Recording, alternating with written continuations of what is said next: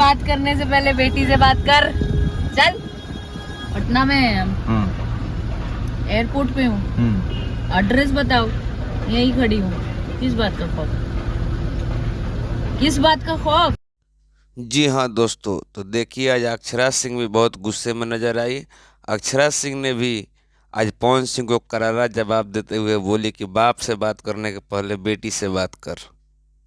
फिर अक्षरा सिंह ने बोली कि अगर प्रूफ की बात आ जाए तो आपके पास अगर प्रूफ है तो हमारे पास भी प्रूफ है। अगर हम भी प्रूफ दिखाने लगेंगे तो बहुत बुरा हो जाएगा, इसलिए आप भी चुप हैं तो हम भी चुप हैं। अब हमारा भी मुंह मत खोलवाइए। अक्षरा सिंह ने पवन सिंह को बोली कि आ जाइए, अगर फरियाना है तो हम भी एयरपोर्ट पे ही हैं मीडिया वाले के सामने। मीडिया वाले से बोली कि हम भी किसी से कम नहीं है, अगर ऐसा कोई बात है तो आ जाइए आप एयरपोर्ट पे, हम भी एयरपोर्ट पे हैं, हम भी पटना में ही रहते हैं।